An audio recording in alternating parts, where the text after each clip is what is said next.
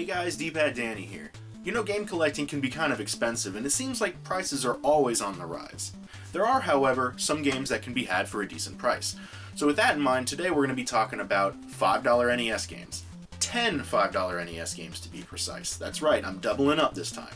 Every game we're going to talk about today goes for roughly about $5. Whether it's worth that $5 or not, well, that might vary. Let's get into it. Here's Cybernoid. This is a fun but difficult little action game set in what appears to be some sort of alien base. You control a little ship that you can move around in all directions with the D-pad. You also have a regular shot and a missile. You can destroy certain things with the missiles that the regular attacks just won't touch. There's sometimes power-ups and things that you can destroy. Stuff like this rotating shield thing and an upgraded attack that shoots in both directions. There's not really a ton going on in the way of graphics, but everything looks fine. The music is just kind of a wobbly sound that plays constantly. The game gives you a life limit at the beginning, but you can pick up an extra one here and there. It's one-hit deaths, as touching anything you aren't supposed to will cause your ship to blow up into little bits. When you die, you'll respawn on the same screen you died on though, so there's no fear in being set back after dying and having to replay a previous area. Unless you game over, that is. There's no continues, it's just back to the title screen with you. Some of the rooms are harder than others, whether it be due to obstacles they give you, or a large amount of erratically spawning enemies. I kept getting hung up here, but did manage to eventually pass it. Where I got stuck here because how the hell do I destroy these blocks? I can only assume the game expects you to get good at the first couple screens so that you can make it to this area with the shield item before continuing, but that's not a hurdle I'm likely to try to jump anytime soon. Mickey Mouse Capade. This is an early effort by Disney and Capcom, but it stands as one of their weaker titles in my opinion. I think the main objective in this one is to defeat an evil witch, which would normally mean that she's kidnapped Minnie, but no, she's right here with you at the beginning. Controlling two characters at the same time is a bit awkward at first, but you'll eventually get used to it enough to manage. Mickey and Minnie get to shoot stars after getting a power-up. If you time it right, you can get a pretty good rapid shot going. The first stage is the funhouse. I like how Mickey's so bossy. Minnie, get the hell over here! Key? Could that be where the key goes? Sometimes you can shoot random spots in the background and items will show up. Sometimes, though, it can be this little dude that takes Minnie away. You can get her back, but you need to find this special hidden key and choose the right statue. This is random every time, and sometimes it can take for what seems like forever.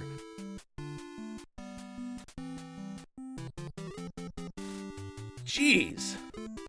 Anyway, out of the funhouse and onto the sea, then a forest of seasons. The idea here is that you need to find exits and travel between the seasons in order. I know I've made it to the end of this stage before, but in recording here I kept dying against these honey bears. They deal so much freaking damage. It's time for extreme snowboarding action with heavy shredding. I had this one as a kid but wasn't very good at it. I'm not the best at it now, but at least I get to experience more of the game. Whoops! Each trail consists of a few sections with various goals. Let's check out Poser Peak. First, there's a downhill section that's timed. You just need to cross the finish line before time runs out. Make sure you do a victory jump. Next is the slalom section that requires you to navigate through the gates provided. And then the backwoods where you... well damn, they aren't messing around. You can jump over some stuff, crouch under some stuff, and even go over the main road on this ramp. Woohoo!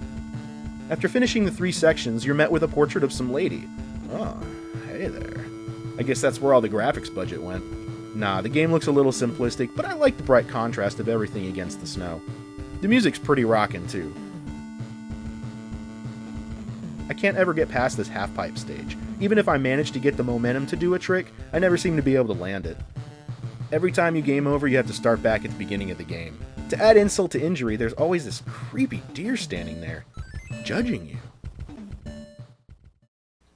Good old Kung Fu. Your girlfriend Sylvia has been kidnapped by the conniving Mr. X, and it's up to you to get her back.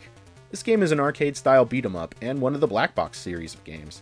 There are 5 floors to Mr. X's palace, each with an end boss. If you beat him, you get to move on to the next stage. If he beats you, though, he'll laugh at you. What a jerk. Throughout each floor, you'll fight regular thugs, knife-throwing dudes, these shorties here that can either run at you or jump at you. You never really know which one, so I tend to get hit by these guys a lot. And there's even like snakes and bees and dragons and stuff. How hard do you think Mr. X had to train those bees for home defense? The controls are pretty tight, and it feels pretty good despite having to press up to jump. A is punch and B is kick. You can also do a jump kick and a crouching punch or kick, so there's actually a good variety of attacks at your disposal. Music and graphics? Well, they're here, but there's nothing notable about them. Despite being somewhat of a simple game, this one can still provide you with its own set of challenges. The boss of Stage 3 comes out with his big foot ready to stomp you. This hunchback dude on the 4th floor is really tough too. He throws fireballs and he's hard to hit. Well, I guess it's time to find a new girlfriend. Taboo the Sixth Sense. Ooh, look at that spooky skull. So, this is like a card game or something? It seems like sort of tarot-y. Oh, wait, never mind. It's apparently a time machine. Sure. Alright, well, gotta get personal, huh? Name, okay. Birthday, sex? Yeah, sex. A question, okay. Nah, what about, is this even a game? Oh, jeez!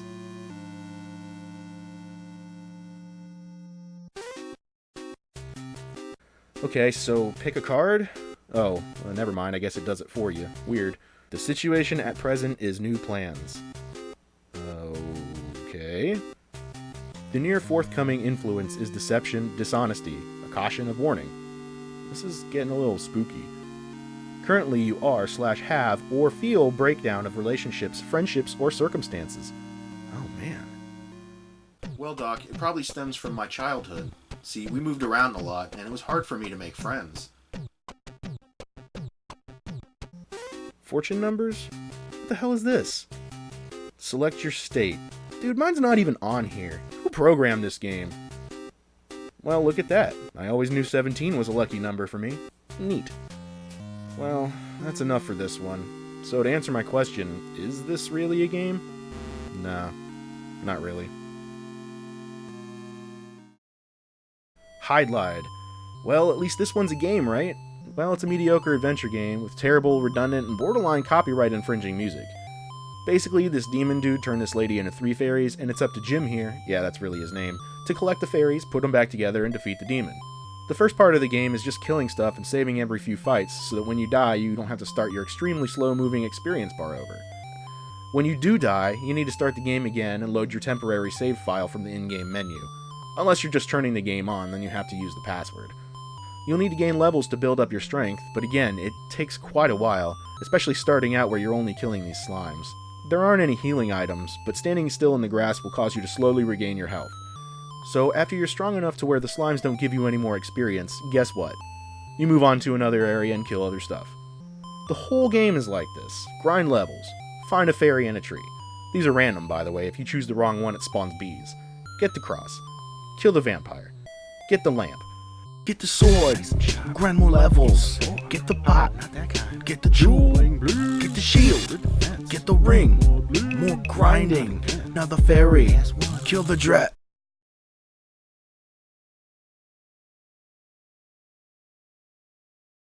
Yeah, I'm not doing all that again.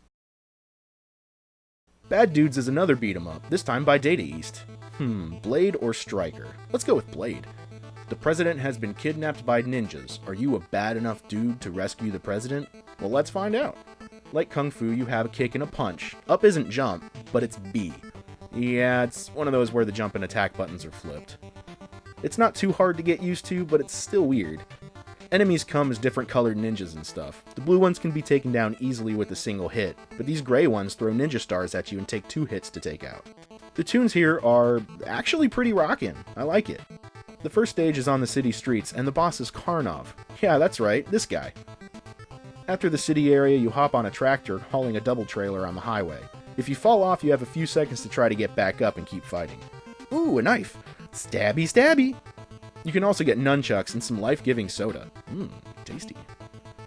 The boss of this stage destroyed me multiple times, but Unlimited continues are your friend here, and onto the sewers. This guy splits into a lot of other guys. He's a little tough.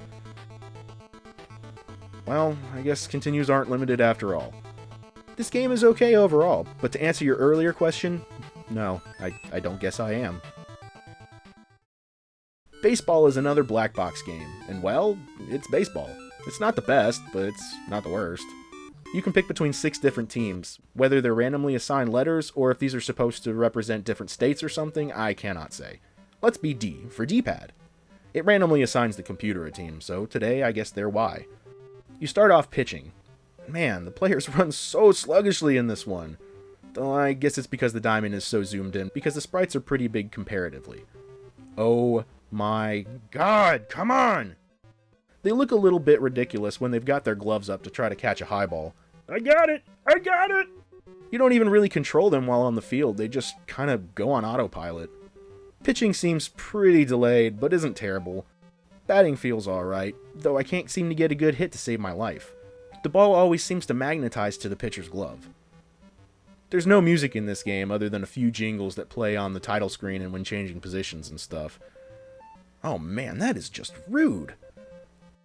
I don't really have much else to say about this one. If you don't like baseball, this one will probably be disappointing. If you do like baseball, this one will probably be disappointing. Milon's Secret Castle. Yep, we are talking about this one. Like many others, I had this game as a kid. Also, like many others, I got absolutely nowhere in it. It's cryptic, and there's hidden stuff all over the place. Well, I guess the title is accurate at least. So you play as Milon, and you need to collect money to gather special items that allow you to do different things to progress. Stuff like bouncing on springs, shrinking down when you get bopped on the head by this boxing glove, or being able to walk through fire. I think the main point of the game is to save a princess that's held captive. To do this, you'll need to go through the castle and destroy all the demon bosses, which you'll fight after every few completed rooms or so. The bosses are really similar and only kind of jump up and down and throw stuff at you. Sometimes there's shops that sell items. You want to buy all the stuff you can afford because odds are you'll need it later. The shops also have hints, but these aren't very good. Find a saw. Okay, well, I'm sure if I saw one I would have grabbed it. The game looks like it doesn't have any continues, but holding left while you hit start on the title screen will allow you to continue from where you got to last time, provided you've beaten a boss and grabbed at least one crystal ball prior. This one gets real tough quick, so anyone that hopes to beat it will really have to put in the time. Solid game, but it might be a bit too much for most. I mean, I've never beaten it.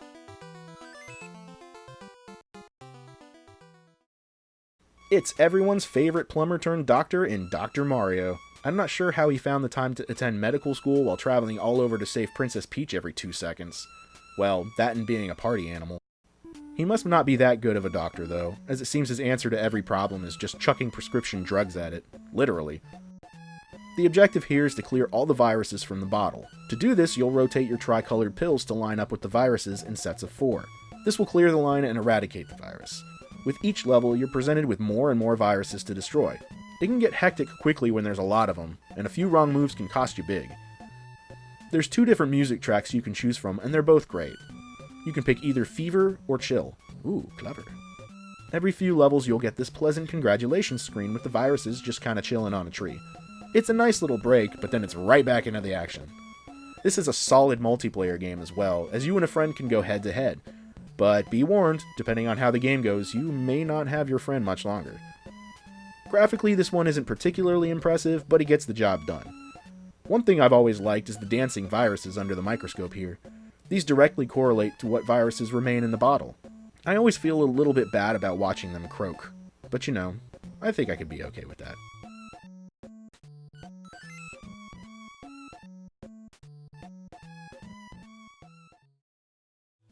Alright guys, that's 10 NES games for roughly $5. In current market value. I don't want you watching this video in 5 years and blowing up my comments for inconsistencies, you know.